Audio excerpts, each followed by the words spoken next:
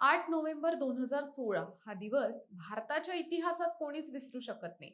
रात्री 8 वाजता पंतप्रधान नरेंद्र मोदी टीव्हीवर आले आणि म्हणाले, आज मध्यरात्रीपासून 500 आणि 1000 रुपयांच्या नोटा कायदेशीर चलन राहणार नाहीत. त्यावेळी देशात प्रचंड खळबळ उडाली होती. आता या ऐतिहासिक घटनेला बरोबर 10 वर्षे पूर्ण होत आहेत.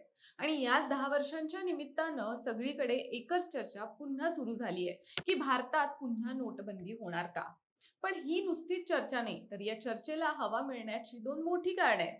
पहिलं कारण आहे आरबीआय म्हणजेच रिझर्व्ह बँक ऑफ इंडिया लवकरच बाजारात कागदी नोटांऐवजी प्लास्टिकच्या नोटा आणण्याच्या तयारीत आहे, ज्याची सुरुवात 10 आणि 20 रुपयांच्या नोटांपासून होणार आहे. आणि दुसरं कारण म्हणजे डॉक्टर बाबासाहेब आंबेडकर यांनी आपल्या एका प्रसिद्ध पुस्तकात असं म्हटल्याची चर्चा आहे की देशात दर 10 वर्षांनी नोटबंदी व्हायला हवी. आता खरंच भारतात नोटबंदी होणार का? यात नक्की खरं खोटं काय? कागदी नोटा खरंच बंद होणार का? आरबीआयचा नवीन प्लॅन काय? प्लास्टिक नोटा आणण्याची गरज का भासली? हे सगळंच आजच्या व्हिडिओच्या माध्यमातून सोप्या भाषेत समजून घेऊ. नमस्कार, मी रुपल आणि तुम्ही पाहत आहात विशेष भारी. आता सगळ्यात आधी समजून घेऊया की ही चर्चा अचानक का सुरू झाली. सध्या 2026 वर्ष सुरू आहे. 2016च्या मोठ्या नोटबंदीला आणि त्यानंतर 2023 मध्ये 2000 रुपयांच्या नोटा चलनातून बाद करण्याच्या आरबीआयच्या क्लीन नोट पॉलिसीला लोकांनी पाहिलंय. त्यामुळे लोकांच्या मनात एक भीती निर्माण झाली आहे की सरकार पुन्हा असा काही निर्णय घेणार का. त्यातच आरबीआयच्या नोट छपाई विभागानं आंतरराष्ट्रीय स्तरावर एक टेंडर जारी केलंय. हे टेंडर कशासाठी आहे तर प्लास्टिकच्या म्हणजेच पॉलिमर नोटा छापण्यासाठी लागणारे खास शीट्स खरेदी करण्यासाठी. आता ही बातमी जशी बाहेर आली तसं लोकांना वाटलं की सरकार पुन्हा एकदा जुन्या कागदी नोटा बंद करून नवीन प्रकारची नोटबंदी करत आहे. आता या चर्चेदरम्यान आणखी एक गोष्ट चर्चेत आहे, ती म्हणजे डॉक्टर बाबासाहेब आंबेडकर याविषयी काय म्हणाले होते.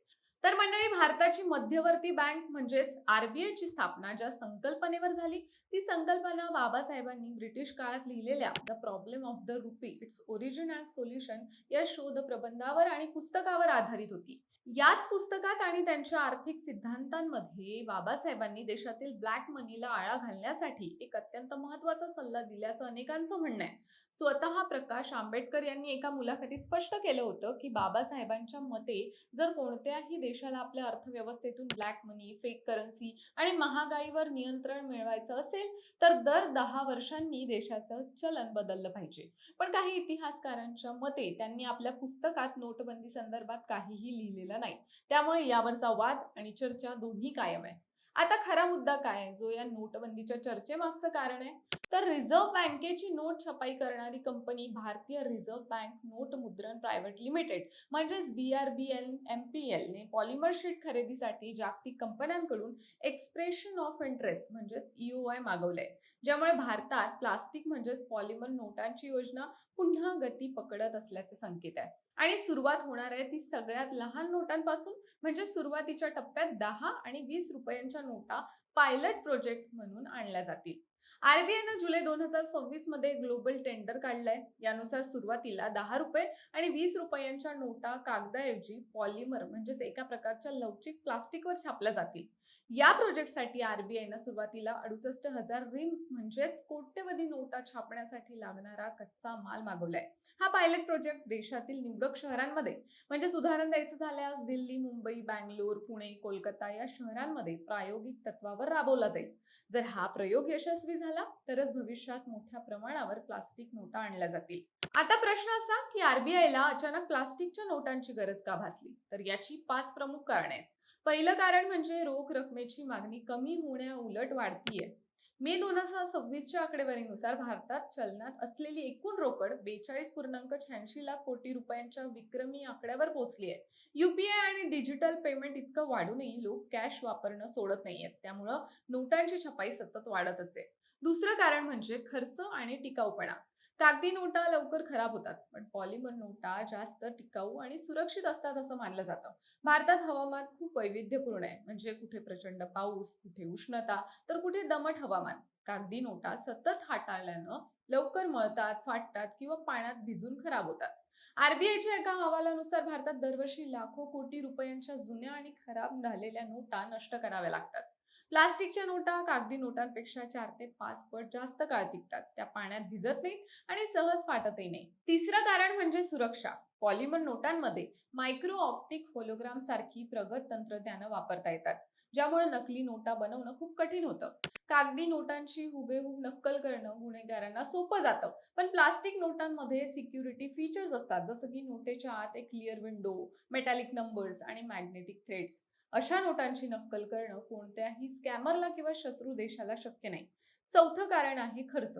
आता जरी प्लास्टिकची नोट छापण्याचा सुरुवातीचा खर्च हा कागदी नोटेपेक्षा जास्त असला, तरी ती 5 पट जास्त काळ टिकते. आणि त्यामुळं आरबीआयला वारंवार नवीन नोटा छापाव्या लागणार नाहीत आणि सरकारचे हजारो कोटी रुपये वाचतील. आणखी एक महत्वाचं कारण म्हणजे या निविदेमध्ये आरबीआयनं एक अत्यंत कडक अट घातली आहे. प्लास्टिक नोटांसाठी जो कच्चा माल पुरवला जाईल त्यात चीन आणि पाकिस्तानचा कोणताही संबंध नसावा. कच्चा माल पुरवणाऱ्या कंपनीची कोणतीही फॅक्टरी किंवा कर्मचारी चीन पाकिस्तानशी जोडलेले नसावेत, जेणेकरून भारताच्या चलनाची सुरक्षा अबाधित राहील. आता यात एक महत्वाची गोष्ट जाणून घेण्याची गरज आहे, ती म्हणजे भारत हे करणारा पहिला देश नाही. 1988 साली ऑस्ट्रेलिया $10 प्लास्टिक नोट जारी करणारा जगातला पहिला देश ठरला होता. त्यानंतर Canada, New Zealand, Vietnam, United kingdom, Maldives आणि बर्बाडोस सारख्या देशांनी आपलं चलन पूर्णपणे पॉलिमरमध्ये बदललं. आणि अगदी अलीकडेच म्हणजे 2026 मध्ये ओमाननेही आपली नोट पॉलिमरमध्ये आणली. आता प्रश्न असा की कागदी नोटा पूर्णपणे बंद होणार का? तर नाही. आरबीआय जेव्हा प्लास्टिकच्या 10 आणि 20 रुपयांच्या नोटा बाजारात आणेल, तेव्हा तुमच्या खिशात असलेल्या जुन्या कागदी नोटा अचानक रद्दी होणार नाहीत. त्या पूर्णपणे लीगल राहतील. आरबीआय या प्लास्टिकच्या नोटा टप्प्याटप्प्यानं बाजारात आणणार आहे. जुन्या कागदी नोटा बँकेत जमा होऊन जशा जशा नष्ट होतील, त्यांची जागा हळूहळू या प्लास्टिकच्या नोटा घेतील. त्यामुळे सामान्य नागरिकांनी घाबरून जाण्याचं किंवा बँकेबाहेर रांगा लावण्याची कोणतीही गरज नाही. ही कोणतीही घाईघाईनं केलेली नोटबंदी नाही, तर हा एक नियोजित आर्थिक बदल असल्याचं सांगितलं जातंय. बाकी तुम्हाला काय वाटतं? कागदी नोटांपेक्षा प्लास्टिकच्या नोटा वापरणं सोपं जाईल का? की आणखी गोंधळ निर्माण होईल? हे आम्हाला कॉमेंट्समध्ये नक्की सांगा आणि विशेष भारीच्या YouTube चॅनलला सबस्क्राईब करायला विसरू नका.